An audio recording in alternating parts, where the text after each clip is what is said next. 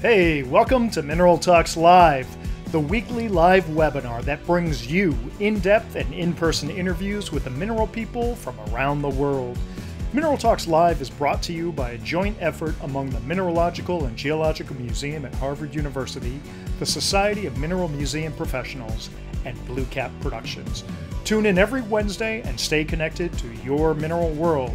Now, broadcasting live from beautiful Honolulu, Hawaii, the land of aloha, ukuleles, and shakas, this is Mineral Talks Live.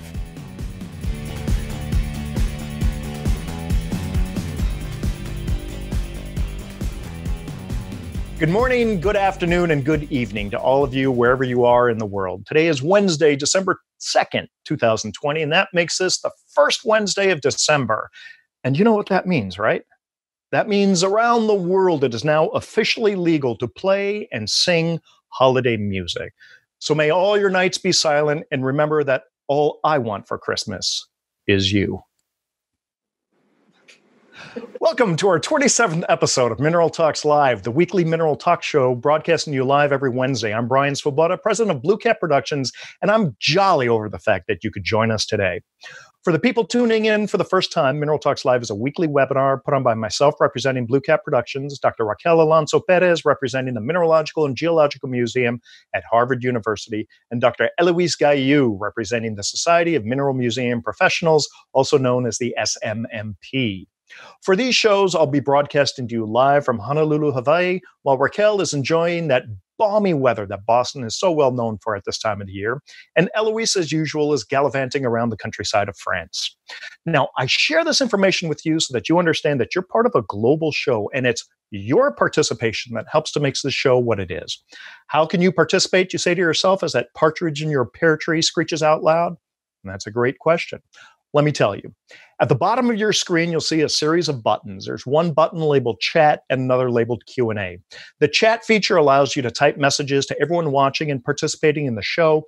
You'll see that many people like to fire off a hello in the chat when they first sign on. We love this, and it shows us where you're from in the world. So don't be shy. Give a shout out to your city. Now, during the interview, our guests and I will be focused on our conversation and not really looking at the chat window. However, both Raquel and Eloise will be very active in those chats, so look for their comments along with everyone else's. At times, either Raquel or Eloise may interject during the interview with questions that you're asking so we can get an immediate answer from our guests while they're still on the topic. Now, the second way to interact is with the Q&A function. This allows you to submit general questions that we'll try to answer at the end of the interview. So for those of you from the Department of Redundancy Department, immediate questions, use the chat. General questions, use the Q&A.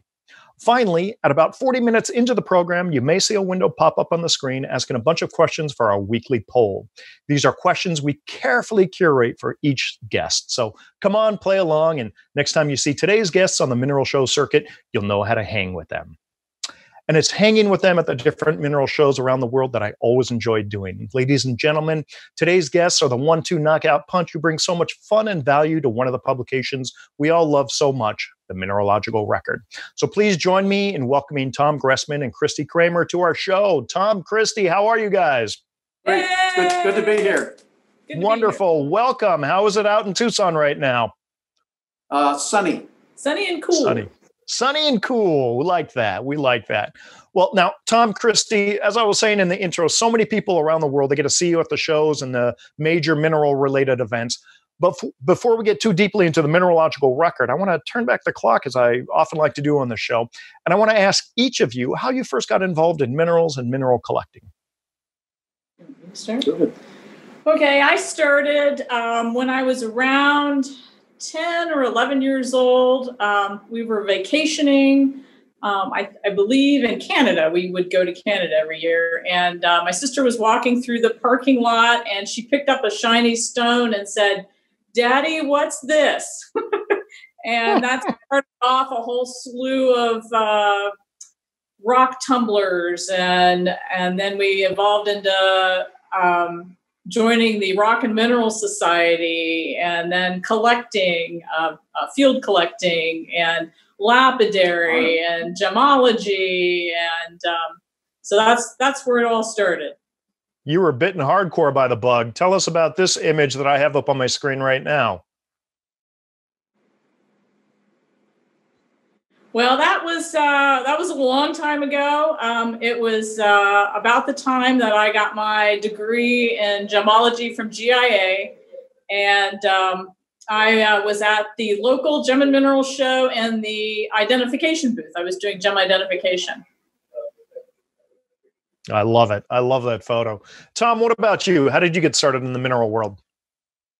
Well, I was always interested in science and nature from a very young age. I mean, if you could see my bedroom back in those days at, say, age 7, 8, it had a mineral collection, it had aquariums, chemistry set, a large number of ant colonies, Wow. balsa gliders. I mean, I had a very interesting room. And I think I finally started to seriously collect when a relative of ours was working on his PhD in geology. His name was Bob Chadwick, and eventually he taught at Bozeman. And he helped me, he gave me books, and whenever he'd go on a field trip, he would stop by and allow me to select specimens he had collected during his field trip. So he was a mentor in those days. But I think minerals was part of a passion I had for science and nature at a very young age. Awesome. So you were the kid that everyone wanted to partner with in science lab. Yeah, I was a real nerd. I was president of the science club in high school. Hey, we love nerds. Nerds are cool these days. They're the coolest people. So you were ahead of your time. Don't know about that. Now, somehow from those humble origins, life brought both of you around to the Mineralogical Record. Tell us about that journey. Well, I started, my dad, of course, was a mineral collector and had a subscription to the Mineralogical Record. And he had that subscription, and I started doing mineral shows in Tucson back in 1980 at the Desert Inn with then it was Sandy Ledlam and Gloria Olson. I started doing shows then, and I got involved in collecting specimens for the auctions. So that's basically where I started. And then skipping ahead in 2010, I was at the Munich show and took photos. I was just taking photos of the show and of the cases and everything. And I took some photos of the displays in Munich, and Wendell really liked them. So he published them in the What's New. And from there, I got involved with, Wendell had me take over all of the social media and everything. And then in 2015, I moved here to Tucson and became part of the staff in 2018. I am the staff photographer. I do all of the What's New. I handle the database. I do a lot of the technical aspects around, also with the social media, the newsletter, and I wear a lot of different hats here. Fantastic. What about you, Tom? How'd you get to the MinRec? Well, I think I discovered the Mineralogical Record in a university library, and I was an avid collector, and I found it, and I went, wow, this is exactly what I've been looking for. And it was, maybe late 1970, and I remember calling up and getting the back issues.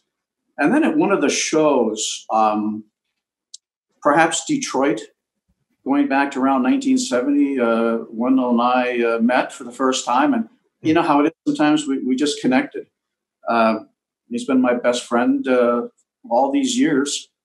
And I got involved in the auction, getting specimens for the auction back in the day during the Tucson show.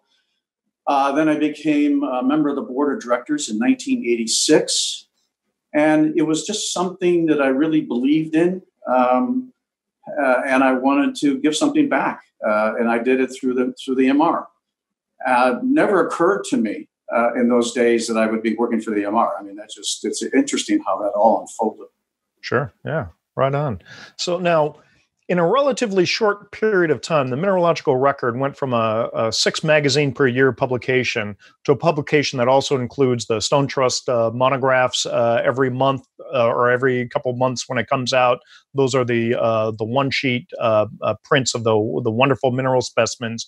You have the collector supplements that come out in the bagged with the publication, like this latest issue. You have the DVDs and now the digital copies of the BlueCap films. And you guys are still only like $75 a year for a subscription. And in my opinion, that has got to be the best deal in the entire mineral world. Tell us about how the magazine really kind of grew to get to this point. That's actually a very interesting question. We crunched some numbers. 1970, we published 178 pages. And in today's dollars, that comes out to 22 cents a page. In 2019, we published 1,000 pages. And on a per page basis, that comes out to 7.5 cents a page. So the question is, how did we do that? Well, we had a lot of help. Subscribers. We have the fellows, which we'll talk about later, have had a major impact. We had the advertisers, very, very important for us financially. And Wendell Wilson. I mean, Wendell coming on in 1977, I think John White made a brilliant decision in hiring Wendell, because Wendell has put literally his life, it's the passion of his life to do this publication. So we've had a lot of help, and a lot of effort has been put into this. But I think you're right, Brian. I think when you crunch the math of this, the publication is amazing. I mean, this year for $75 in the U.S., you got your 6 issues plus you received 3 supplements. And Brian, you've had a lot to do with it with BlueCap Productions. For years, you had the DVDs, and now Minerals, the Mineral Show program that you cover. What's new in minerals? That has all these things combined has enabled us to generate what we have.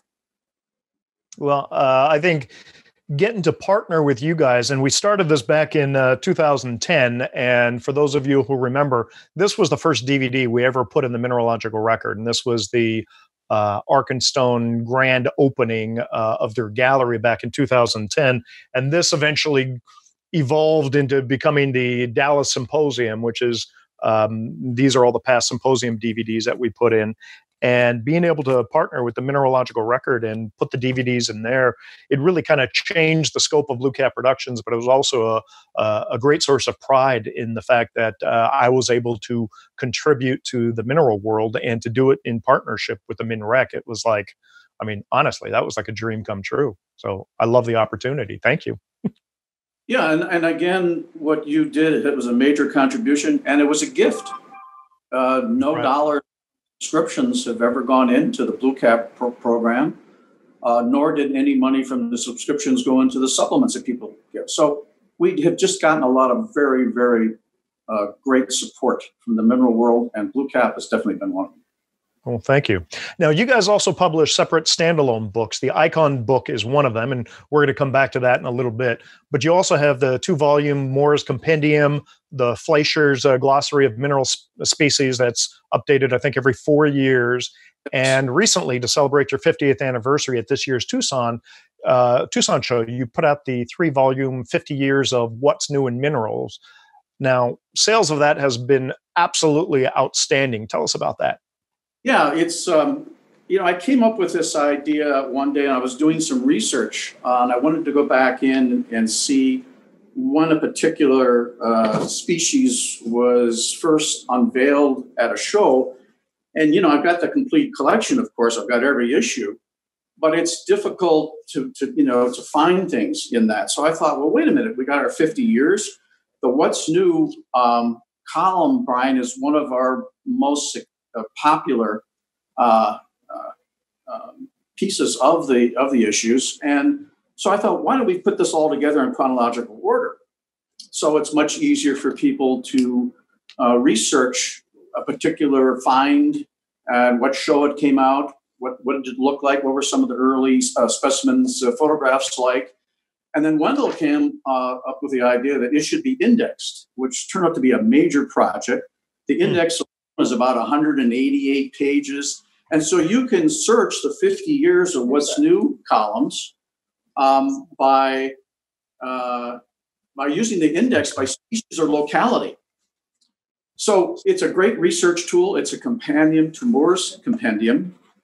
And it's just fun to read. You know, I find myself picking it up sometimes and just going through the 50 years from 1970 through 2019 on all the shows and all the articles and related articles of new mineral discoveries, which is something that every collector I've ever known is very interested in. So I think this was a wonderful opportunity to do this during our 50th anniversary. We've gotten, there's the index. And that's the index. That's volume 3. That's the third volume, right? Yes. Of the set. Yeah, and a lot of effort went into this. I mean, this took a lot of hours of labor by again, you can look up things by species or locality. So it's been very popular. Now, during this COVID-19 situation where all of the shows have been shut down, so nobody is really seeing you guys, you were telling me earlier that sales of this What's New index, not the index, but the box set has been just astronomical. Well, it's exceeded my expectations. I mean, a lot of these things we're able to show at our booth in shows. But we weren't able to be at San Marie. We weren't able to be in Denver. We weren't able to be in Munich. And now the Tucson show, we always had a booth at TGMS. We had a booth at Westward Look and Mineral City. Well, Westward Look and TGMS have been canceled. We're probably not going to have any booths this year at Tucson. That's the way it's looking right now.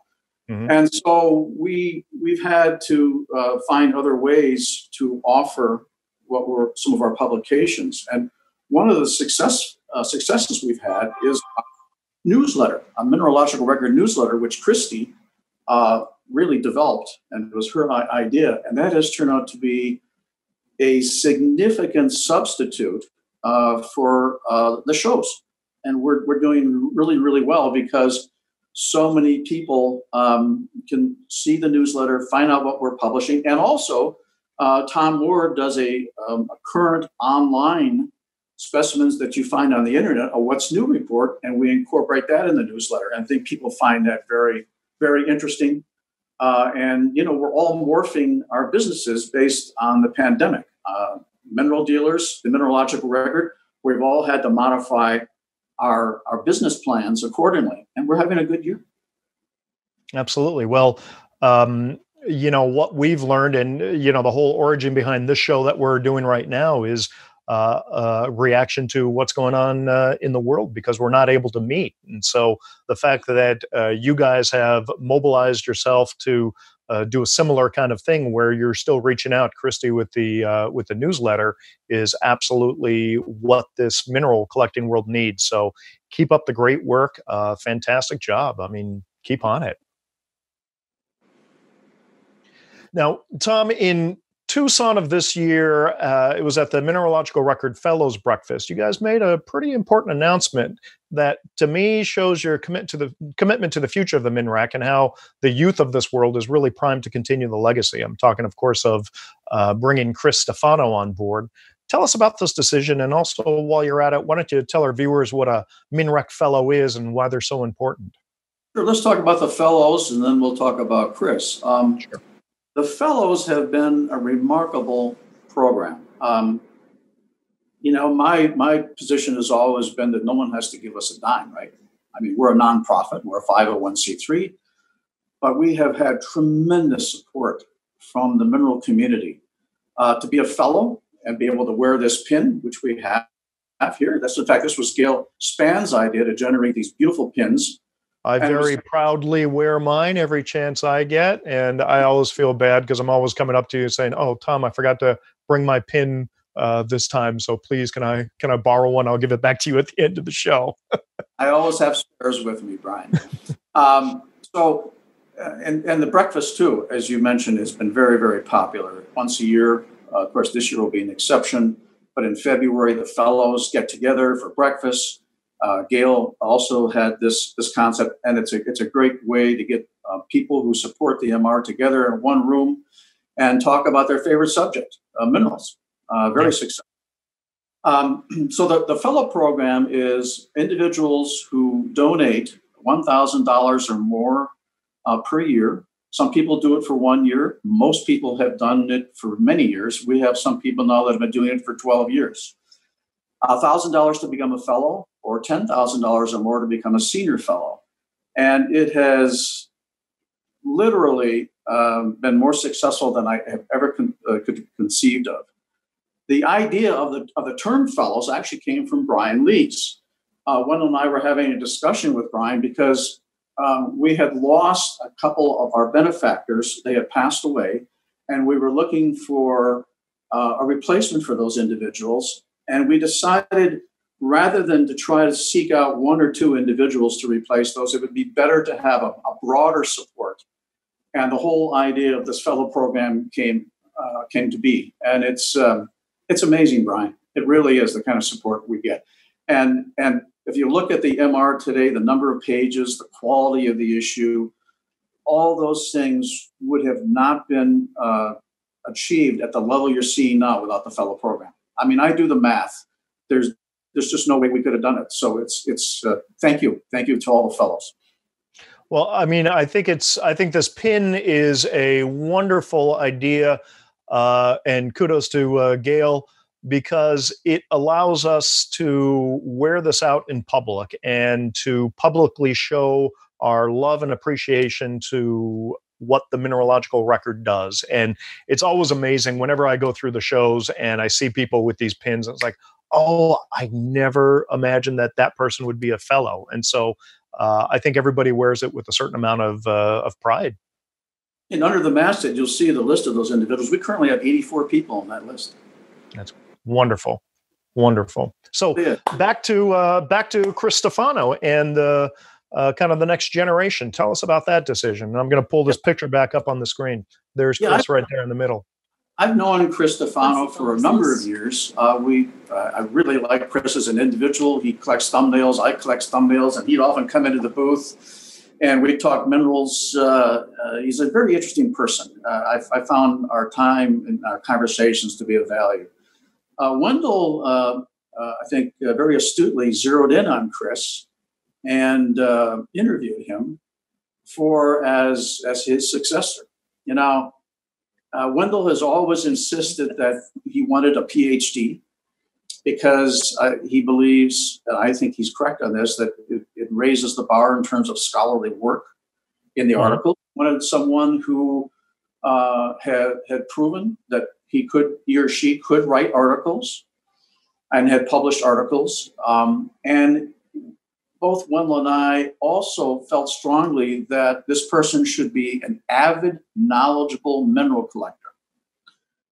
We feel very strongly about that. Every person that works for the MR right now is a hardcore mineral collector. We believe that the publication just wouldn't be as good as it could be unless the individuals who work for that publication and write for it are mineral collectors, hardcore mineral collectors. You have to be passionate. You have to be passionate, and we think that shows eventually in the articles and the look and feel of the publication.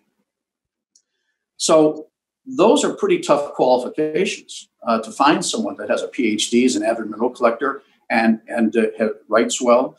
And in addition to that, Wendell even developed a test that he had given a number of people. I think it was like 70 or 80 minerals, photographs of minerals.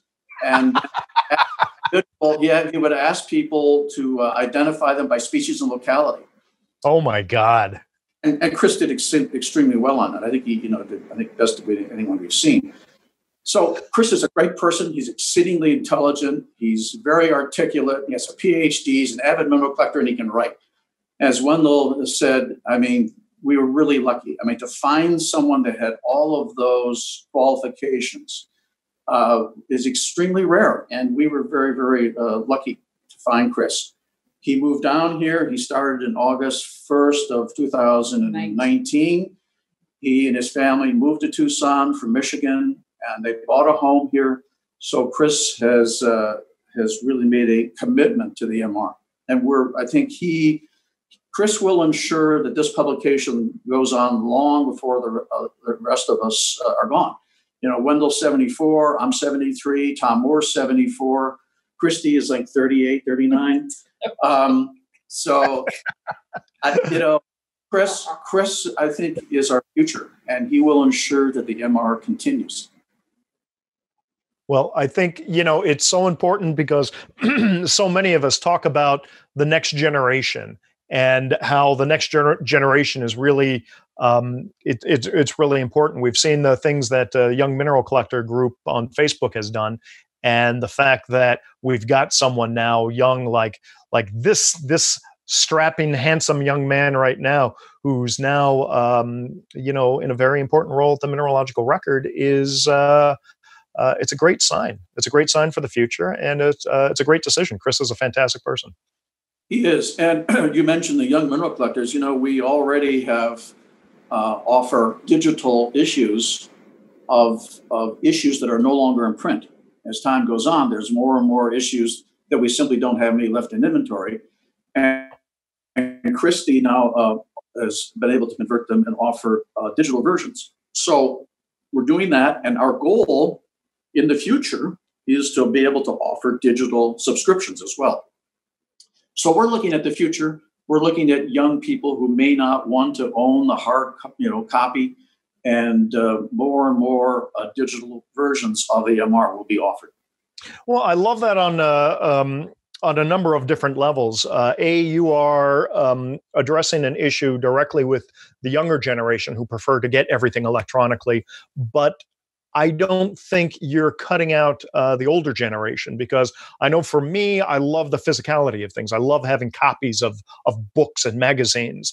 But if I'm going to jump on a plane and I'm going to be on a plane for 12, 20 hours flying, I don't want to bring these physical things with me. So I would actually like to have both. So I've got a physical copy at home that I can touch and I can flip through and I can put up on my bookshelf and I can pull it down anytime I want. But I also can have electronic versions on my iPad that I could jump on a plane and say, oh, let me read the latest Mineralogical Record and scan through it that way. And I have a suspicion that you're going to get a lot of people that are going to feel that exact same way. I agree. And, I think Wendell certainly, and Chris believes, and I believe, that there will always be a hard copy because people love that. And one of the things we never expected is the hard copies become a collectible in itself. Absolutely. So we'll always have a hard copy, but I think as time goes on, we'll have the digital version as well. So people will have an option to do one or the other or both. Wonderful. Now, Tom, I'm going to jump back a little bit to the Icons book. And this was a book that you published back in 2013. And to me, this was really a groundbreaking book because for the first time, we had an authoritative voice, Wayne Thompson, who was the author. He was writing a book that explained the kind of amorphous distinction between nice minerals and world-class specimens. Tell us a little bit about kind of the stories that were going on behind the scenes of this book. Yeah, it's an interesting piece of mineral history, really, because we believe this was the first time that a publication had been created to address the question to the high-level collector: how do you build a world-class collection, and how do you identify what are the properties that one needs to examine to identify a world-class specimen, a specimen that represents the best or near best of a particular species or locality. And Wayne felt that needed to be done. He wanted to also address the whole issue of provenance and history. A lot of the specimens that had come through his hands, he thought it was important to have a record of those for future generations to see what those look like. And Wendell went to some great lengths to make sure that the images in that publication were accurate. He flew to Lawrence, Kansas and went right to the printer and stood by the press to make sure that the colors that were coming off were as accurate as possible. I believe he also did that with the Sweet Home issue.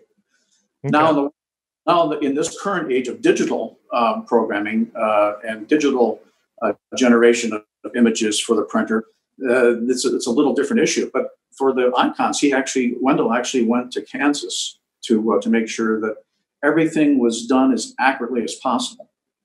So yeah, I think you're right. It's a milestone publication, and I think when I look back on that issue and I look at the criteria that were developed to identify a great mineral specimen, I think it's still relevant today. It's similar to what Wayne wanted to do, something similar to what works of art, how they're judged, and what criteria determines a great work of art. And I think Wayne wanted to be able to accomplish a similar thing to the mineral world. In the mineral world. And I think, Paul Desautel's talked about that. I remember attending a lecture many, many years ago where he thought that fine mineral specimens would eventually be regarded as something equivalent to masterpieces, works of art. And I think we've all seen that unfold. And this publication was a very important piece of that acknowledgement. Now, I think this thing even, it stands the test of time. We have seen so many new things come out from all over the world, a lot of just killer things that have redefined what we know of different species. But still, you could go back to this book, read through it, and you get the gist of what Wayne is saying. Even if a particular piece may no longer be the finest, you still understand kind of his thought process behind creating these different classifications. And I think this falls under the category of what Wendell has tried to achieve in the MR. Whether an article was published in 1978 or in 2020, we always try to do a definitive article, a definitive job on a particular locality. And so this information is still valid. If you own a set of the Mineralogical Record information that was published in the last 50 years, it is all still relevant. It has not become obsolete. And you're right, this icon book fits into that category. Much of the criteria that were discussed in that book are still relevant today and will be in the future. Now, Wendell, I always see as a bit of kind of a Renaissance man. And I think he has really been primarily responsible for driving the Mineralogical Record to the height of quality that it's at right now. Share with us a little bit of your thoughts about Wendell and what he's done to kind of lead the Mineralogical Record. Well, as I said earlier, he's my best friend, so I'll try to be as objective as I can.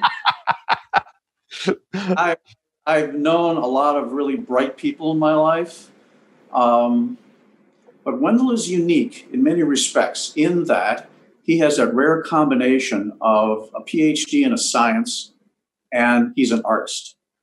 He started out as an art major. That was his passion in life, and then went into the sciences. So that is highly unusual. He's kind of a Da Vinci in that sense, and or Da Vinci-like. And also I believe the MR has been the major focus of his life. He gives his heart and soul to this. I know for a fact, I know this from talking to his wife, Carolyn, that it's not unusual for him to put 90-hour weeks in. So it's going. I think Chris will do a spectacular job in the future. I really do. But I think the era of Wendell Wilson is going to be somewhat unique because of this rare combination of art and science that he has. Absolutely. And, years ago, Dave Waisman at the Sunday evening program up at the Westward Look, he had a seminar where it was all about mineral artists. And Wendell was up there along with Eberhard Eckwit, who's now gone, and Susan Robinson. But Wendell really kind of talked about the art and showed a lot of his great artwork and the inspiration behind it.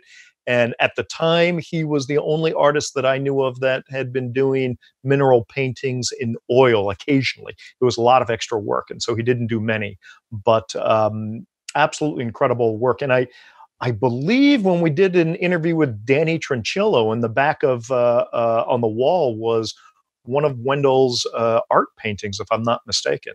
Yes, it was. Yes. Yeah, yeah. So And absolutely incredible artist. I never realized how much detail and effort he puts in, both in terms of scholarship and art in the MR, until I came to work for the MR. You open up the publication and it has a great feel to it. It has a lot of interesting information, but it has a good feel to it. And I never really appreciated how much effort Wendell puts into every issue to give you that kind of response. Like the covers, for example. A lot of effort goes into selecting the cover. And he'll often send me some ideas he has about it. And his criteria is always been the same over the years. He wants the subscriber to open up the envelope and go, wow. Wow, yeah. That's the criteria. And so that's the artist in him that comes out. Well, now, you bring up a very interesting subject, and I was going to ask you about this later, but I'm going to actually move this question to right now and ask you about this. The Mineralogical Record is, in my opinion, a very kind of unique publication because it very carefully straddles a line. And on one side of the line is a very scientific publication. And on the other side of the line is a very, if you excuse the term, a consumer, but it's kind of more of a consumer and glossy and beautiful looking, if you will. It's an artistic magazine. So you have this artistry and you have this scientific magazine kind of woven together. And I don't know if others have that perception, but that's the way that I see the Mineralogical Record. Have you heard that from other people? Yeah, I think that's an astute observation. I see the same thing, and that does not come by accident. Wendell, that is definitely one of Wendell's focuses on the publication. John White originally, you had the American Mineralogist back in those days in 1970, and then you had the rock hounding publications, and he wanted to find something that was mean between those two extremes. And I think Wendell very consciously does this. The articles are designed so that a mineralogist or geologist can find something of value in the articles, the technical aspects. But he also has in the articles, you can drill down to that level or not. And there's something for the collector that doesn't have a technical background. So you're right, Brian. That's a good observation, but that does not come by accident. Wendell does that very intentionally to try to achieve that, and I think he's been successful.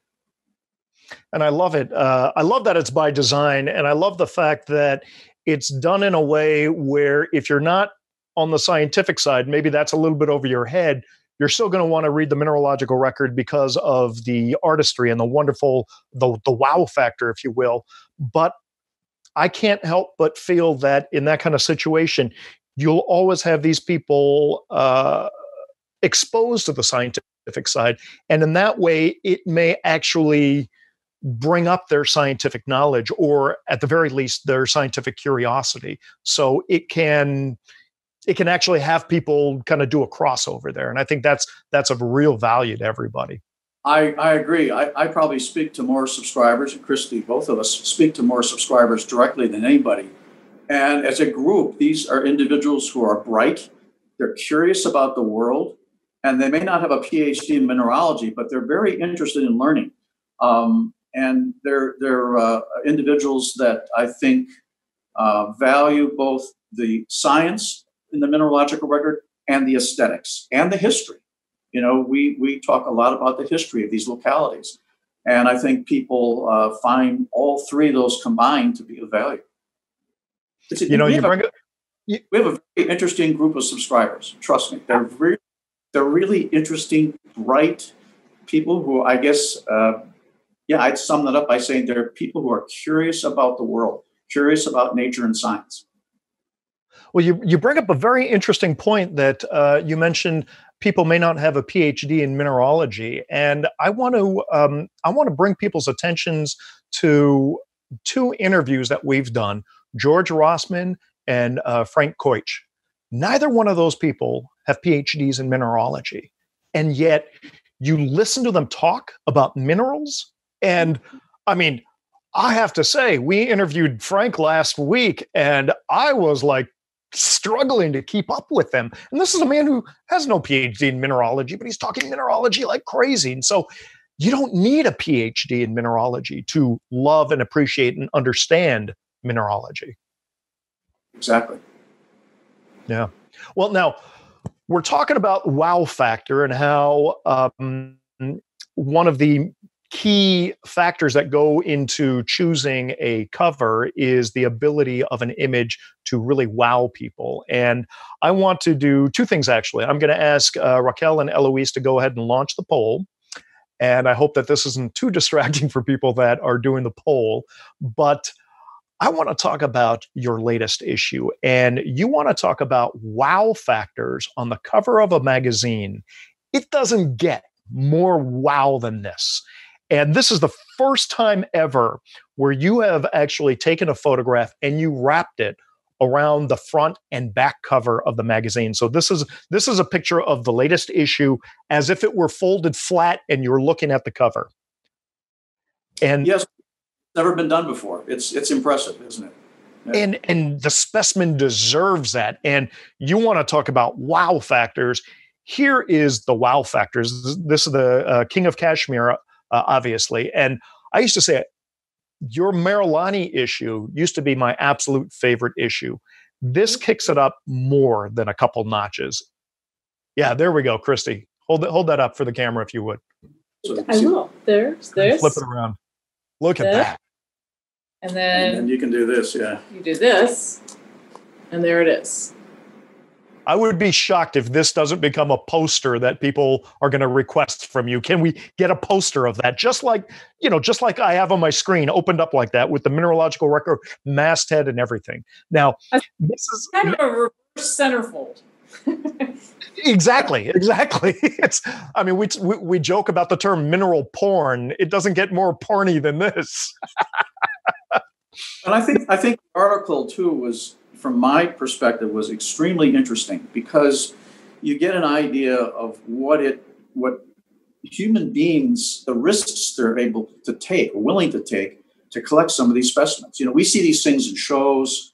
We don't see or have direct knowledge of what it takes to be up on a cliff in Pakistan mining these pegmatites.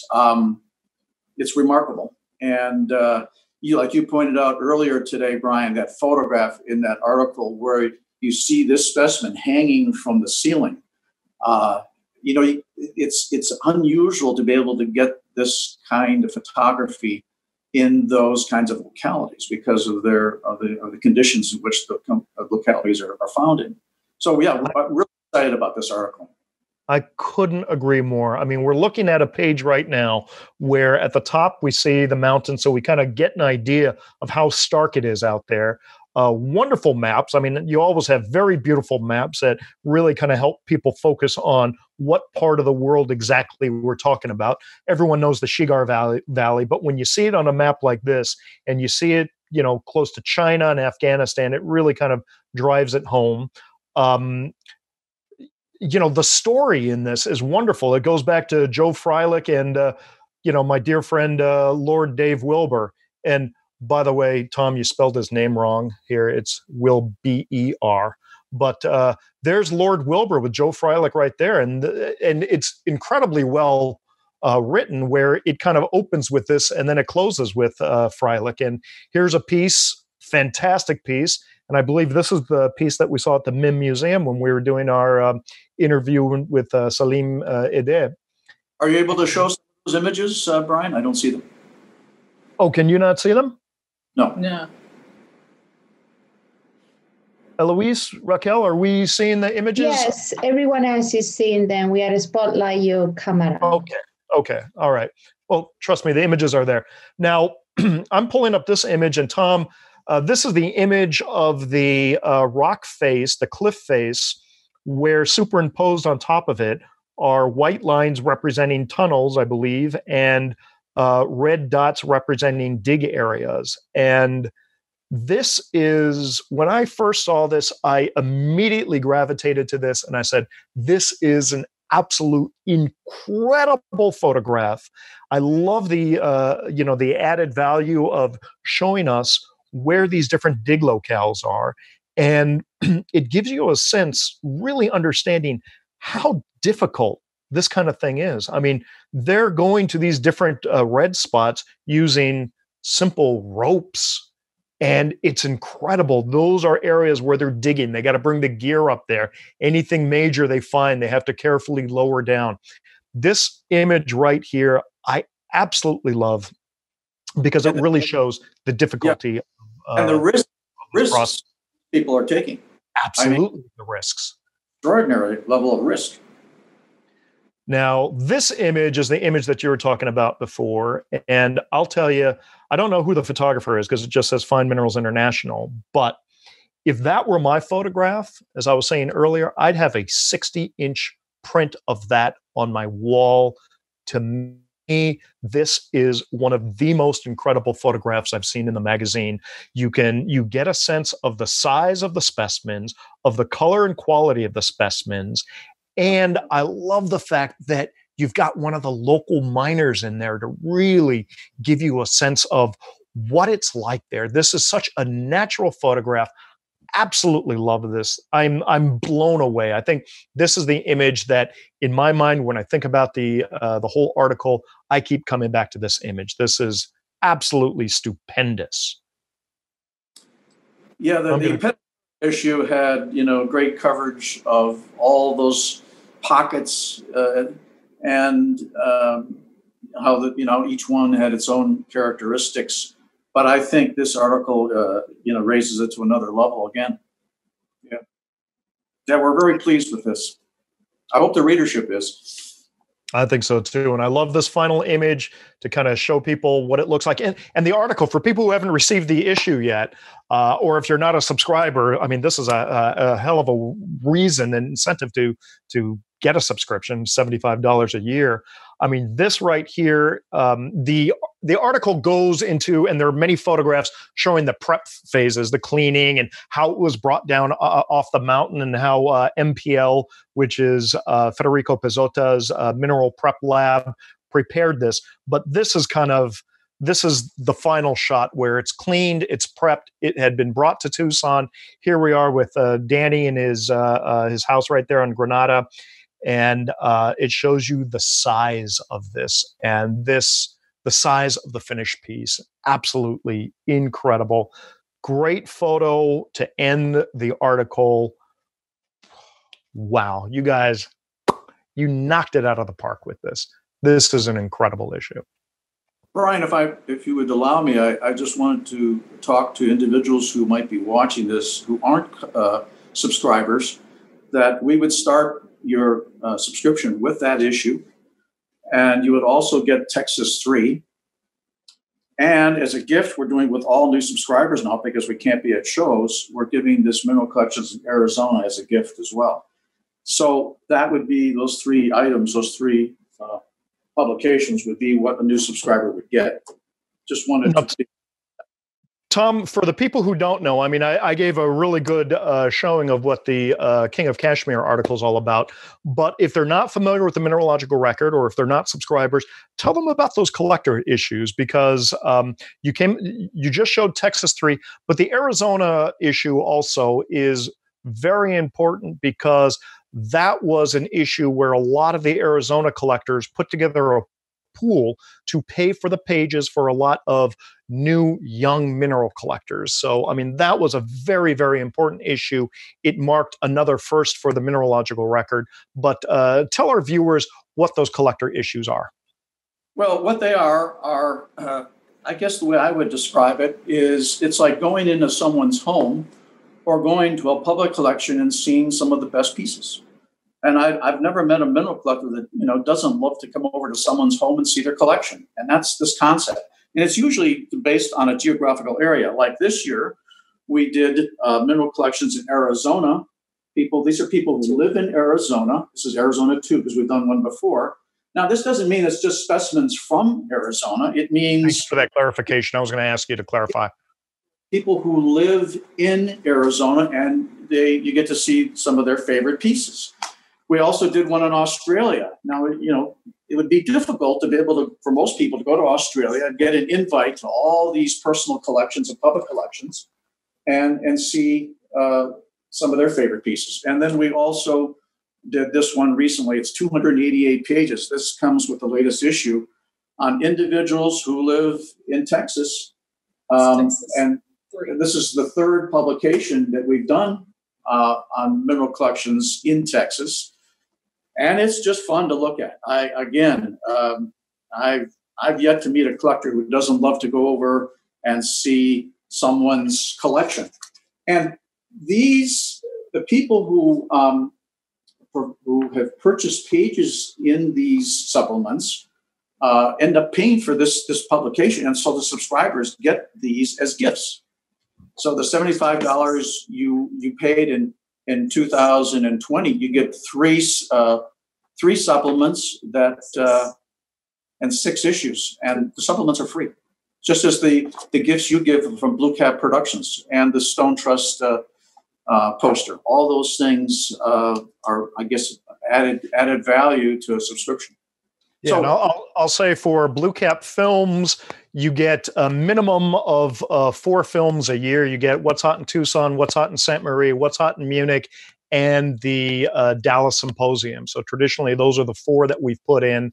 Occasionally, we'll put in extra ones like one year we did New Crystal Hunters, Sterling Hill. Everyone was around when we did the interview with Danny, and so the Petanera film was one that we put in. So we put as many in as we can. Now, Christy, I'm going to ask you to do something. If you can hold that King of Kashmir issue and the Texas 3 issue and hold it so that we can see the thickness of the 2 of them, and hold it up to the camera so everyone can see. So there they are. Yeah, I think the Texas 3, I believe, is 288 pages, as I said earlier. It's and again, $75 a year. I sound like an infomercial here, and I apologize, but I mean, I literally cannot stress enough how, if you are in any way interested in minerals, this should be the first purchase that you do in the mineral world. I mean, plus you get a plug into, a great family of people at the Mineralogical Record. Every one of your staff are absolutely wonderful people. I mean, I've traveled through Australia, through Tasmania with Tom Moore. I spent lots of time with Wendell Wilson. I love all you guys. I love hanging out with you guys. So that's nine issues this year for $75, plus all the extras. Yeah, an issue and only 1 film, but that's what COVID does. We don't always have that many supplements in 1 year. I can't predict how many supplements we're going to have in 2021 or 2022. But this year has been particularly rich in that area. I want to mention one other thing that I think it's important on those supplements, seeing those collections. I think it's important for history, for provenance. I mean, think how cool it would be if we had those records of great pieces in so many different collections back in the 70s and 80s. It would, keep track of these things. Who had them? What did they look like? I think people are going to be looking at these supplements decades, 50 years from now, looking back and say, oh, that's where that piece came from. That's who had it. I think that's going to be of great interest to people. So I think it's an important part of history. Tom, I'm gonna piggyback onto your comment and add another kind of facet that to me is so critically important. For every one of those collector issues, for the collectors who have purchased pages and have put photographs of their pieces in, this is not just a gallery of mineral specimens. There is always a nice long paragraph that talks about the collector and his or her or their, in the case where you have a couples collecting, talks about their background and a little bit about how they got started. And it focuses on the human side of collecting, the social side of it, which is such an important part of our mineral world. And as you read that, you're going to run into these people at the different shows. But now you have a little bit more information, and maybe there's something that maybe you never would have gone up to them normally and had a conversation, but now you see that you have some shared bond beyond minerals, and maybe that's the icebreaker for a great friendship. And there's so many wonderful friendships that have been formed out of this mineral world. I mean, Tom, your friendship with Wendell is one of them, but I think that's a critical part about your collectors, also your collector supplements, also that we get to learn about the people, and I love that part. I think that's a great observation. As I said earlier, these are interesting people. I find people in the mineral world to be of particular interest, not just because we have a common interest in minerals, but outside of that, I find them to be an intriguing group of people. Okay, Tom, let me ask you, what's in store for the future of the Mineralogical Record? Can you share anything in terms of what you're working on and what's coming up? Yeah, I talked to Wendell about that. Yes, I know what's coming up, but I can't share it. Wendell, keep us in suspense. Wendell's always operate under this principle that he wants people to be surprised when they get their issue. He feels really strongly about that. But I can tell you this: I know what's in the pipeline, and there's some really, really great things coming. Really, you're gonna find some very, very interesting things. And what I think it's important to recognize too is some of these projects we have and some of these articles are years in the making. I can think back on articles that took 7 years to put together. So the pipeline is long, and it takes a great deal of time and effort to generate this publication. Wendell once said that the MR has more moving parts than a spaceship. It really is, and when you get into this business, you see that.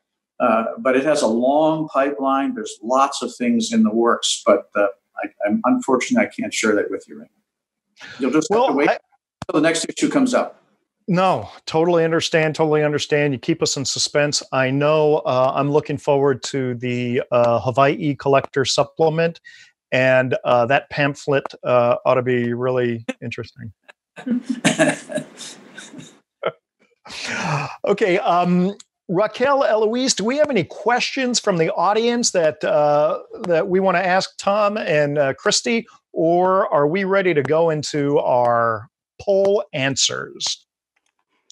I think we should do the poll answers first and so go with the questions a bit later, if you don't mind. I know that people we're curious about what will be happening in the near future with Min Record, if you had some spoilers for us in the first place. So maybe just answer that question and then we can answer when we can go through the poll. So spoilers for the future?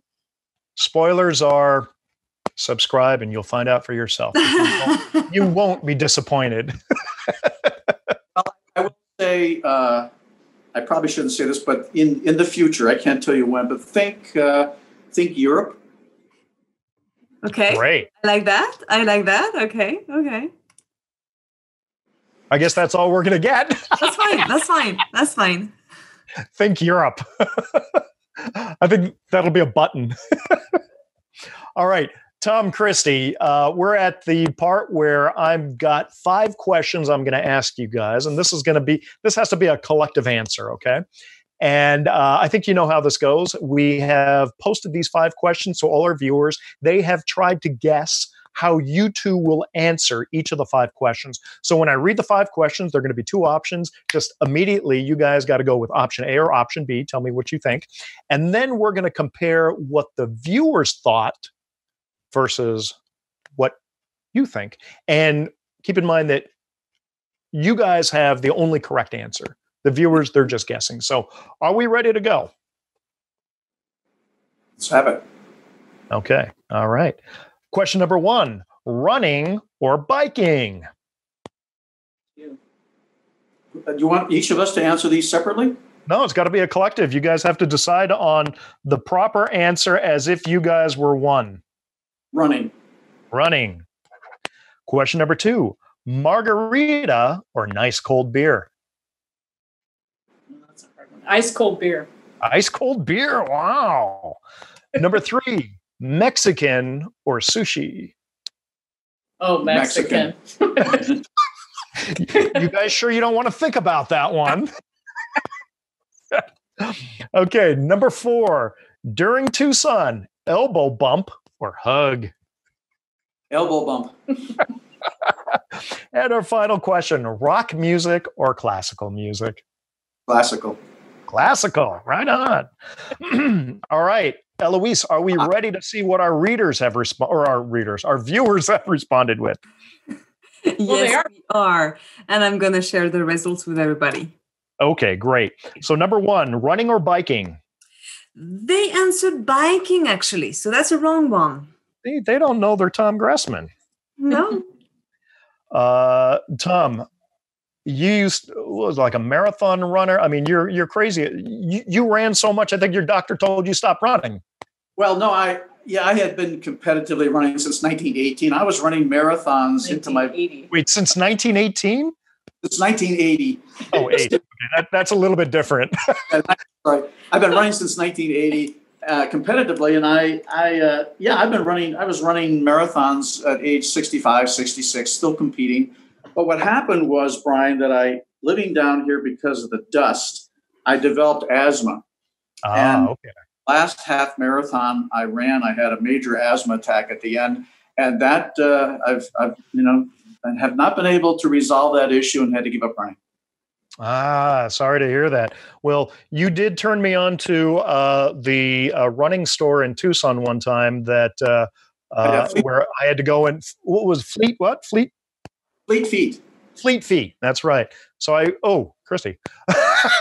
So I went there and got a pair of shoes, and all of them knew you and wondering what was happening to you. So there we go. All right, let's go to question number 2. Eloise, margaritas or nice cold beers? Nice cold beer, indeed. Yes, I'm surprised, guys. Like margarita in Tucson. Come on. It's totally. A bit for the hot summer weather. I don't drink alcohol, so... Okay, fair enough. It was Christy. Hello, virgin margarita. That exists. They're good. They're good as well. German beers. I totally would have gone with margarita on that. Christy, what's your favorite beer? That's a good question. German. I like pretty much any German beer.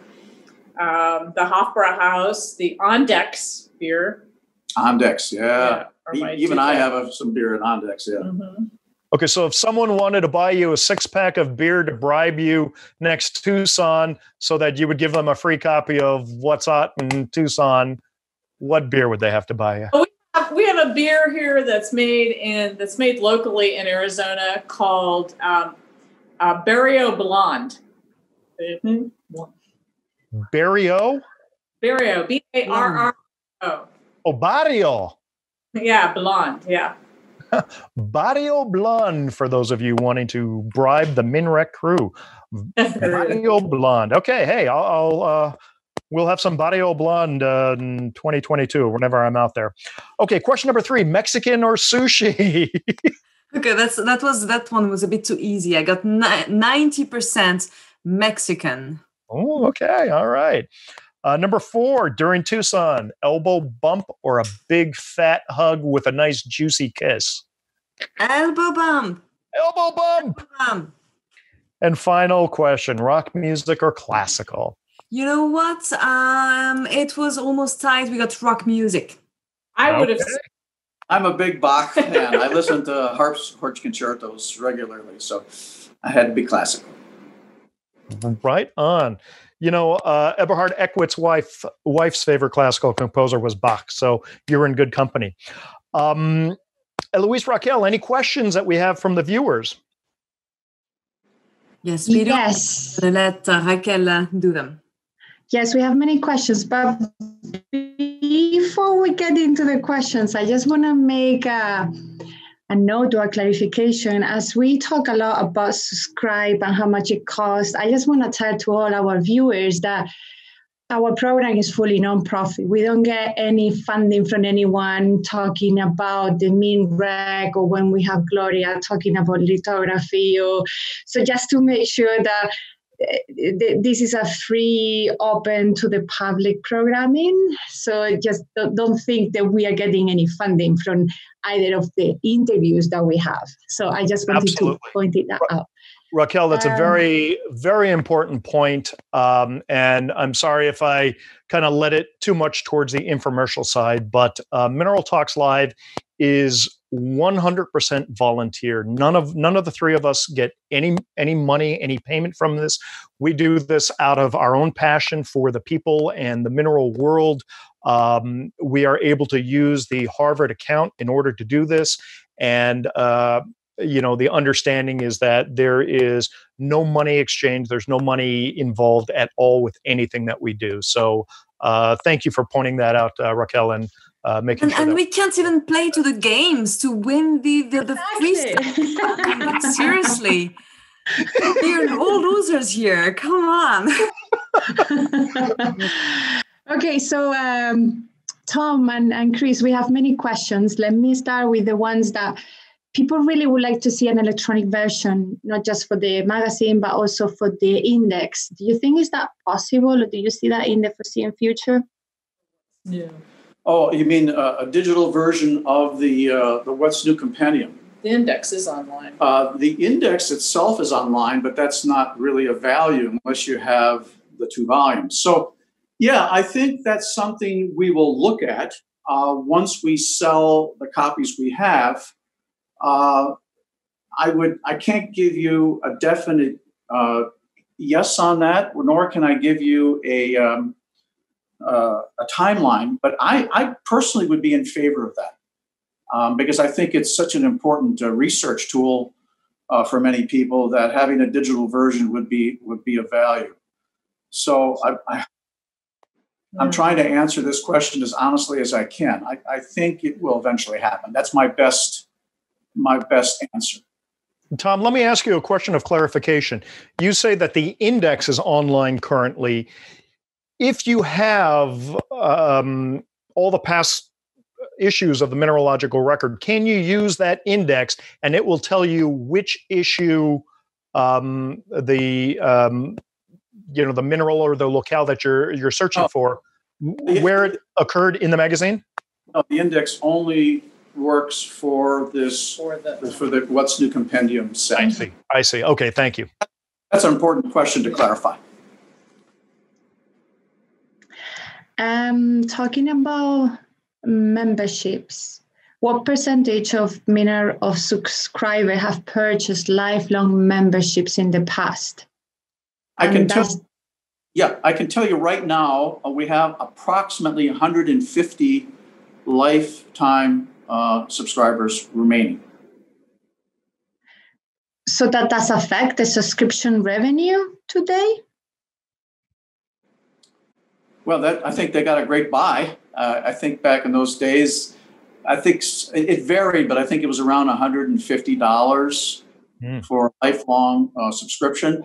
At that, we don't do that anymore, of course. We could never afford to do that. But at the time, John White, was trying to keep this fledgling publication going, and he needed some cash flow, and people came up and did that. And I think that people who have, obviously, they've gotten, one of the great buys of all time. But yeah, it's about 150 people left. Okay. Will the What's New in Minerals 50 Years set be available on DVD? No, it will not be available on DVD. And Brian, you can talk about that a bit too, why DVDs are becoming more and more obsolete. You and I, you've educated me on this subject. Well, we have to make sure that we understand what we're talking about. My involvement, it's always DVD films, which is different than DVD as a storage medium.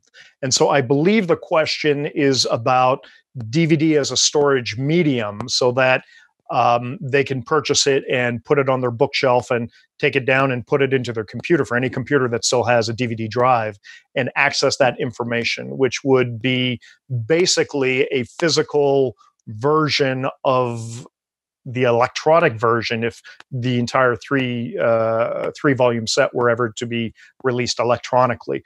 When we're talking about DVD films, that's a completely different subject. So I don't think the person asking that question was asking about the films. Yeah, I think if and when we do a digital version of this Let's Do Compendium, it'll be probably a downloadable, or because of its size, it might even be something on a flash drive, perhaps. I mean, we haven't looked at the technical aspects. You probably even know more about that. Because of the size of that, I would think, Brian, it would be a difficult download. I don't. If it's a PDF, it would be manageable. I mean, we're talking gigabytes of download for a film, and so whatever happens. Brian, sorry to interrupt. Your mic is it has a lot of interference. How's that? Is that? No. Same thing. Are we any better now? No. It's quite annoying. Sorry. Maybe you want to mute yourself for a little bit. There you go. Yeah, mute Brian. Raquel, maybe you can go through the question. Wow, now we're all on the show. Now you can go, Raquel. We muted Brian. Yes. Finally. Sorry, Tom. It's just an internet show with Brian. So we have, I assume, someone from Europe asking if there is a possibility that the MinReg needs less time to arrive into Europe. Currently, it seems like it's between 4 and 6 weeks. Yeah, we. Can I answer that? Yeah, go ahead. I'm going to answer that. Of course, with the whole COVID situation, we had a lot of non-deliveries to certain countries. That has changed somewhat, but now they've just changed to long deliveries in certain countries. We know now pretty much for a fact that it takes 3 weeks to get just regular mail to Australia. So I don't know how long it's going to take to get the magazine. So yeah, your estimate of 4 to 6 weeks is probably pretty good.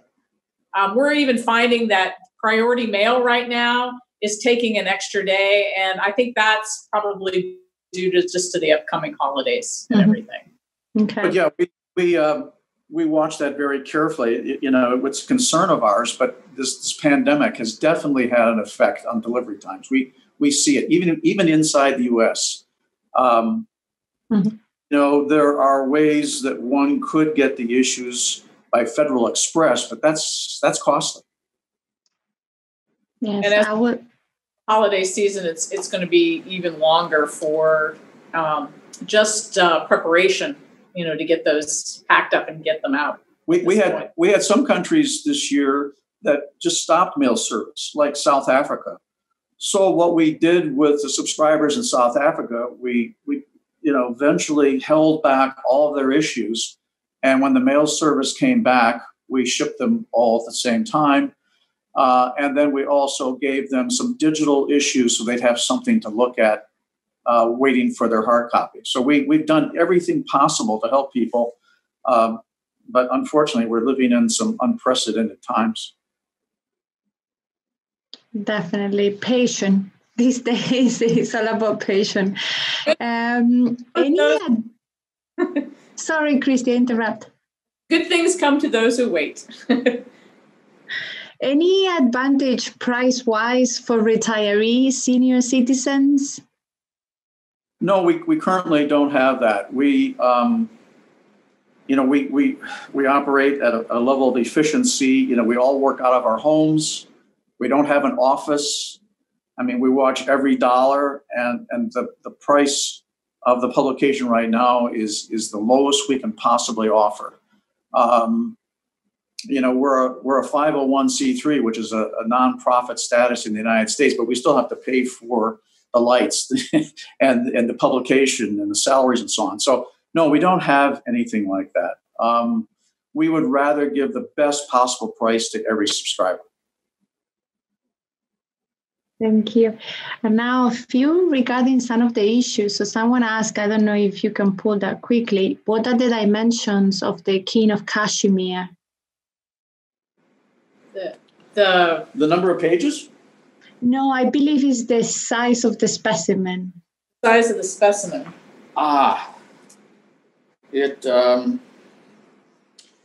There's a photo of Daniel's next to it, but I'm not sure that there's an actual. That's the question. Yeah, you want to know what this dimensions is in centimeters. It looks like. Let's go on to the next question. I'll see if I can get that for you. Here, I'll look. Yes. So Alex mentioned also that Christi did a great article on the use of mobile phones to take high quality mineral photos. So he just wanted to add that comment towards you, Christi. Regarding also, Alex just want to congratulate you for your article on taking images with your phones. Oh, well, thank you. Yeah, we hope that one of the reasons that Christi wrote that article is we're hoping that this will enable people to get higher quality images of specimens that might even be published. So many more individuals have smartphones now as opposed to a high-level camera. 80 centimeters. The specimen, in terms of its dimensions across, is 80 centimeters. 80. Thank you. So according, along the same lines with images, we have a questions from Catherine. Could you consider a section to include hobbyists who have mastered photography or achieved mineral recognition? They are subscribed to the Mineralogical Record, but they cannot compete with the high-end collectors who you usually feature. Did you? Well, those, are you talking about the supplements? She's just asking if you would consider to include hobbyists, like take pictures, but not then necessarily like photographers like Jeff Scoville, if you could consider them to be part of the Min Rec. Well, I think Wendell. I think Wendell bases his decision on what he publishes just based on quality, not who it's from. For example, that cover of the anniversary that came from a photographer. I think that's a hobbyist. That's a hobbyist from Japan. When we did this, that was I'd never even heard of this photographer. He's a hobbyist, and he made the cover of the 50th anniversary issue. So Wendell decides these things based on the wow factor, the quality of the image, not on. He doesn't just look at photographers who are professionals, and this is proof of that.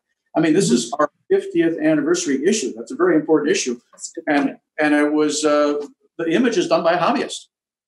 Yes, I can also. Yeah, and we've heard that same. Sorry. I'm sorry. Go ahead, Raquel. We also have published with you, and we don't hire photographers. We do photography internally. We just look at the quality. That is enough good quality image, and we work with that with Wendell. So that's you don't need. I agree. I mean, that's how it works. We welcome individuals sending us high quality images of great mineral specimens. I mean, we have a large reserve of those, a library of those. We welcome that. And so don't hesitate. If you've got a great photograph of a great specimen, send it to us. Even if it doesn't ever appear on a cover, it could conceivably be used in some future article, locality article.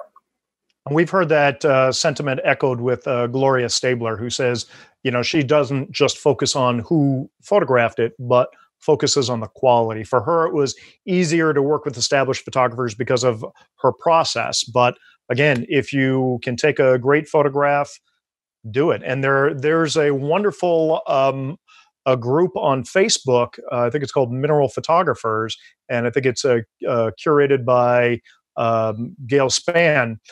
and photographers of all ranks share their photos and talk about the techniques. So that might be one way where people can learn a little bit more about mineral photography. I think, if you don't mind, one more question, so two more. Christi, in which magazine was your article published? Oh, it's just the most recent one, 51.6. The King of Kashmir. And the King of Kashmir. Beautiful. Okay. Yeah, it's specifically about cell phone photography, but there may be other articles coming. Nice one. Christi published over 1,000 photos in the Mineralogical Record. So she's a resource. And, if people have questions, they can email you as well. I started photography when I was in high school. I had my first photography lesson. My father was a photographer, and I became newspaper. I was on the newspaper staff for the high school. I was on the yearbook staff for the high school. I won awards for art photography. I have a genuine passion for landscape photography, and I do and have done a lot of product photography for jewelers and artisans too. So I've got a little experience there. We have a question from Peter Mago. Which is the rarest issue? Which is the rarest? Which is the volume 2? Actually, the most rare issues actually occurred in the second year, volume 2, because there were some financial challenges at that time. The press run was reduced in volume 2s. And so probably the most difficult issues to acquire are the issues 1971 volume 2. I have a lot of people looking for volume 2-1. That seems to be the one everybody's looking for. And the reason for that was there were just fewer printed. Okay.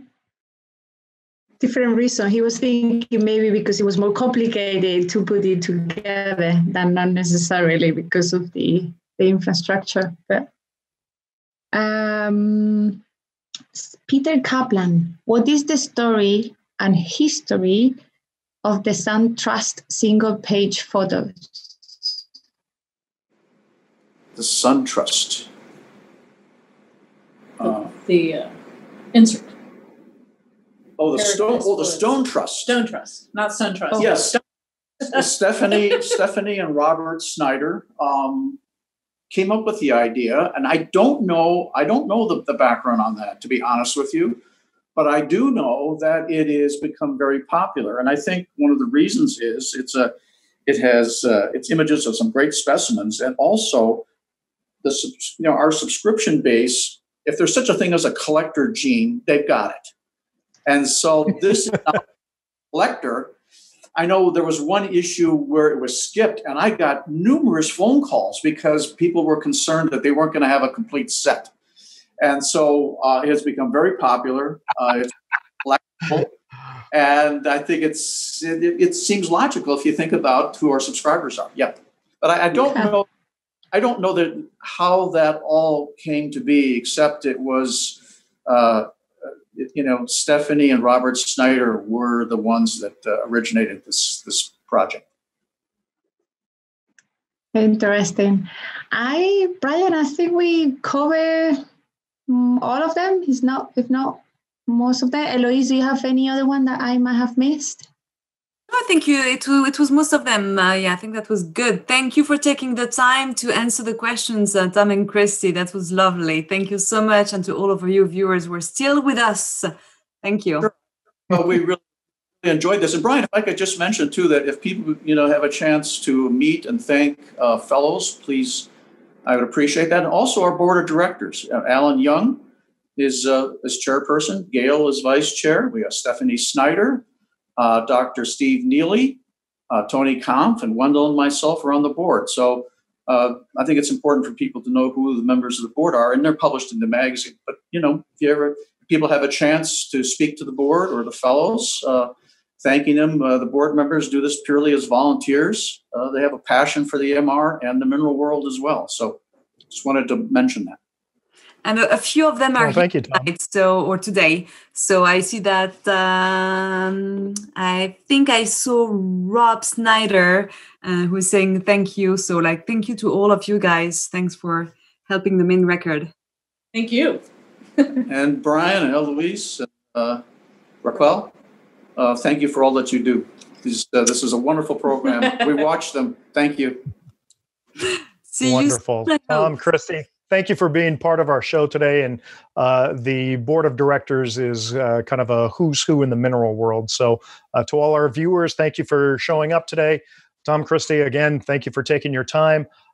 Tune in tomorrow to the BlueCap Productions YouTube channel, and we're going to be releasing our episode of Mineral Talks Live with Emanuele Marini. That was originally aired back in November 4th. And that wasn't, it seems like it was just yesterday, but apparently that was 4 weeks ago. And also tune in next week. We are going to have private collector Fabien Villefang as our guest on the show. And he's going to take us into his outstanding collection that is housed in Mulheim in Germany. So from all of us here at Mineral Talks Live to all of you out there, mahalo. Thank you. Take care. Best of health. Bye-bye. Thank you, Tom, Christi. Bye.